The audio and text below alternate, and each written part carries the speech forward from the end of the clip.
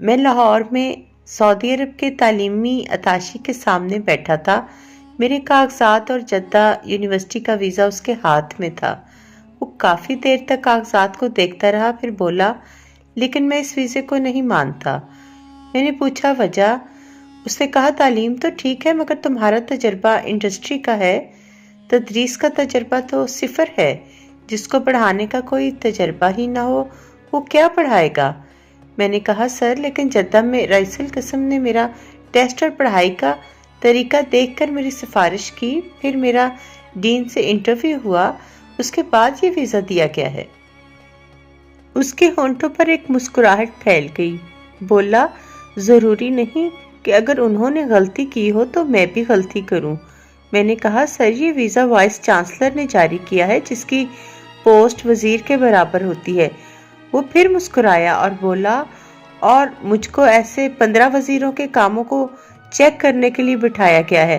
اگر آپ چاہیں تو میں آپ کے کاغذات پر لکھ کر دے سکتا ہوں کہ آپ کو ویزا نہیں دیا جا سکتا۔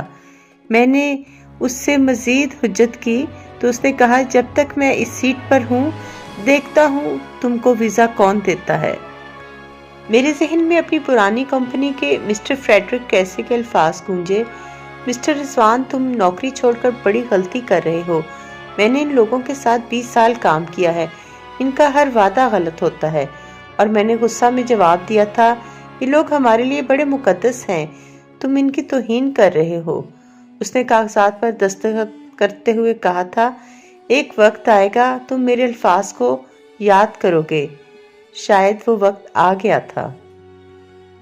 پھر اس کے بعد میں نے 2 اور چکر لگائے ہوائی جہاز سے، اور ہر بار اتاشی کا وہی جواب تھا کہ جب تک میں اس سیٹ پر ہوں دیکھتا ہوں تم کو ویزا کون دیتا ہے۔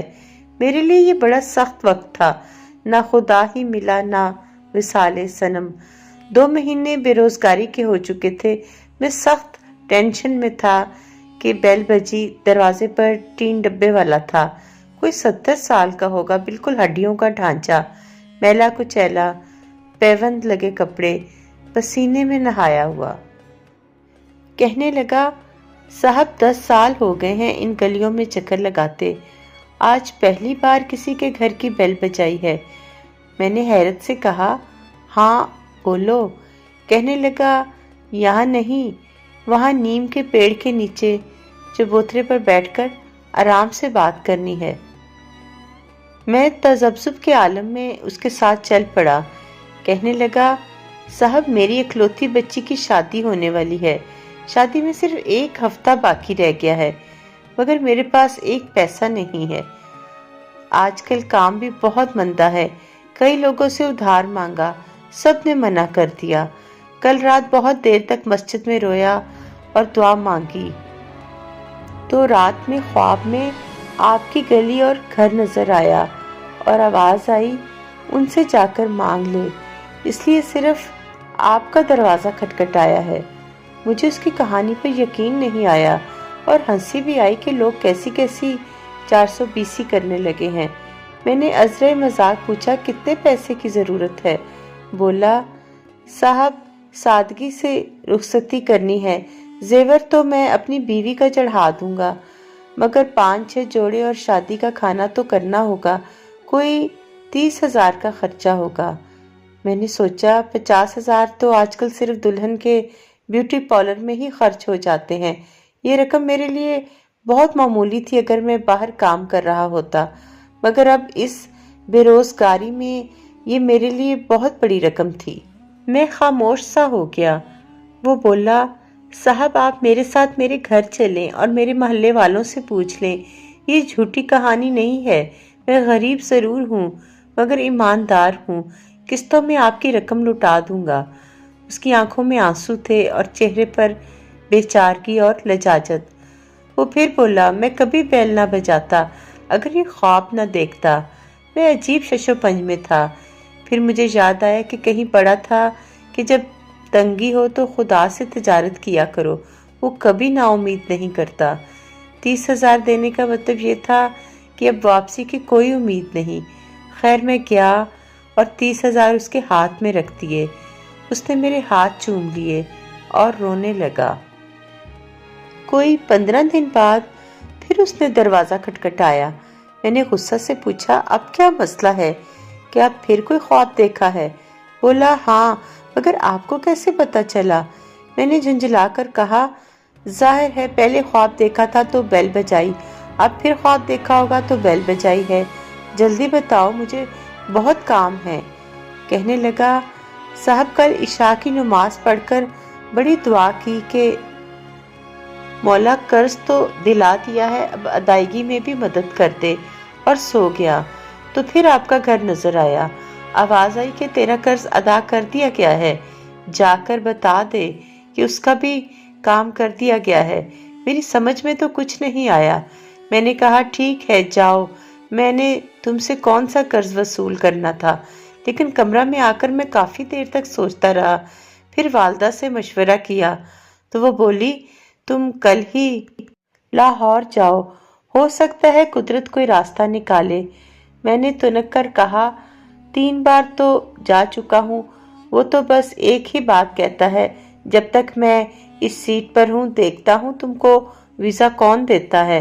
अब तो उसको मेरा चेहरा भी जुबानी याद हो गया होगा। वालदा ने कहा, मैं पैसे देती हूँ, तुम अल्लाह का नाम लेकर जाओ तो सही। कुछ लोग खुदा के बहुत करीब होते हैं, ये बात आम आदमी नहीं समझ सकता। खैर, मैं अगले दिन लाहौर पहुंचा। मूसलाधार बारिश हो रही थी। डरते डरते अताशी के कमरा में दाखिल हुआ। देखा कुर्सी पर एक नौजवान लड़का बैठा है। मैंने कहा, यहाँ तो एक और साहब होते थे। बोला, हाँ, उनको 1 हफ्ता हुआ वापस वजारत खारजा में बुला लिया गया है और मैंने चार्ज संभाल लिया है। मैंने कागजात उसको दिए। बोला, आप बहुत लेट आए, अब तो यूनिवर्सिटी खुलने में चंद दिन रह गए हैं। फिर उसने सेक्रेटरी को बुलाया, कहा कि परसों से यूनिवर्सिटी शुरू हो रही है, ये पहले ही लेट हो चुके हैं, फौरन टिकट बनाओ, पासपोर्ट पर वीज़ा लगाओ और सालाना हाउस रेंट, 1 माह की सैलरी का चेक बनाकर ले आओ, और सुनो, चाय भिजवा देना। मैं एक लम्हा के लिए गुमसुम सा हो गया। कुदरत इस तरह भी मेहरबान हो सकती है। पुराने अताशी के अल्फाज मेरे कानों में गूंज रहे थे। ऊपर वाले ने उस मगरूर शख्स की कुर्सी छीन ली थी, क्या सिर्फ मेरा काम करवाने के लिए? फिर मौसम पर मैंने गुफ्तगू शुरू की। बताया कि बहुत मूसलाधार बारिश हो रही थी, बड़ी मुश्किल हुई आने में। तो उसने बड़ी शाइस्ता उर्दू में जवाब दिया कि आप लोग बड़े खुशकिस्मत हैं, हम तो ऐसे मौसम को तरसते हैं। मुझ पर तो हैरतों के पहाड़ टूट गए उसकी उर्दू सुनकर। मेरा हैरान चेहरा देखकर वो हंसा। बोला, मैंने यहीं से तालीम हासिल की है।